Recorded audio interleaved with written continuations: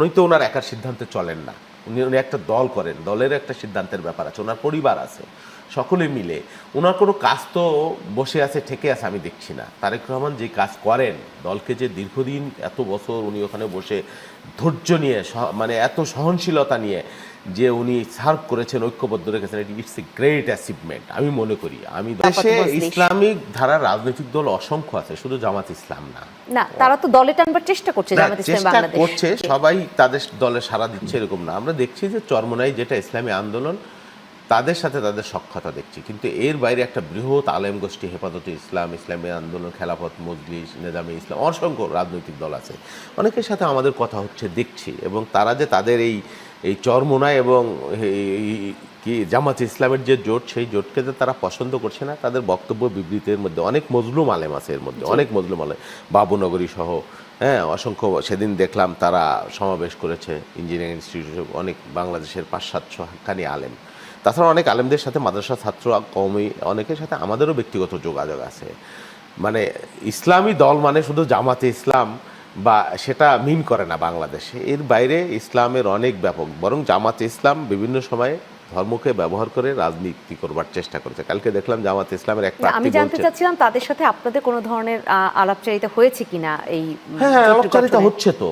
কয়েকদিন আগে আমাদের স্ট্যান্ডিং কমিটির 2জন মেম্বার হাটহাজারী মাদ্রাসায় ওখানে কথা বলেছেন, গিয়েছেন, তাদের সাথে মত বিনিময় করেছেন।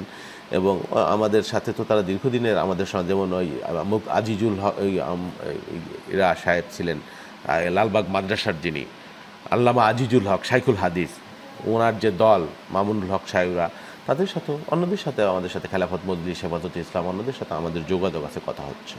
তাদেরকেও কি আপনারা কোনো ধরনের আসন দিবেন, এরকমটা কথা হচ্ছে? হ্যাঁ, নিশ্চয়ই। তারা তো আর গণতন্ত্র বিরোধী কোনো দল না, তারাও ফ্যাসিস্ট বিরোধী শক্তি, নির্যাতিত মজলুম আলেম আছে অনেক।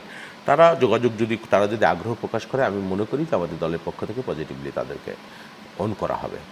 জি, এই দেশের রাজনীতিতে, বিশেষ করে বিএনপির রাজনীতিতে সবসময় একটি প্রশ্ন অনেক বেশি উচ্চারিত হয়, সেটা হচ্ছে তারেক রহমান বিদেশ থেকে কেন সবকিছু নির্দেশনা দিচ্ছেন, এখনো কেন দেশে আসছেন না?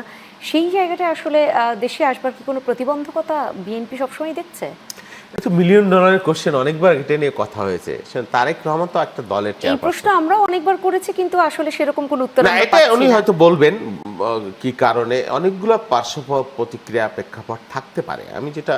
আমার যেটা এক্সপেকটেশন, আমি যতটুকু জানি, আমাদের দলের পক্ষ থেকে তাকে আসতে বলা হচ্ছে না। উনি তো ওনার একার সিদ্ধান্তে চলেন না, উনি একটা দল করেন, দলের একটা সিদ্ধান্তের ব্যাপার আছে, ওনার পরিবার আছে, সকলে মিলে ওনার কোনো কাজ তো বসে আছে ঠেকে আছে আমি দেখছি না। তারেক রহমান যে কাজ করেন, দলকে যে দীর্ঘদিন এত বছর উনি ওখানে বসে ধৈর্য নিয়ে, মানে এত সহনশীলতা নিয়ে যে উনি সার্ভ করেছেন, ঐক্যবদ্ধ রেখেছেন, ইটস এ গ্রেট অ্যাচিভমেন্ট আমি মনে করি। আমি দলের একজন কর্মী হিসেবে আমি খুব, মানে হ্যাঁ, ওনারটা আসতেও হবে, এটাও সত্য।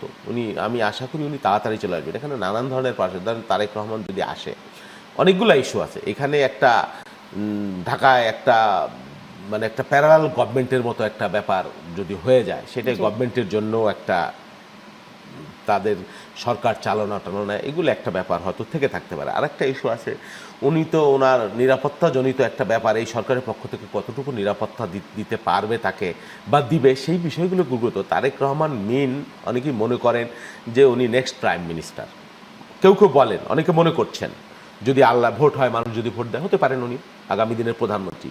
তো উনি আগামী দিনের প্রধানমন্ত্রী এবং শুধু এটা না, উনি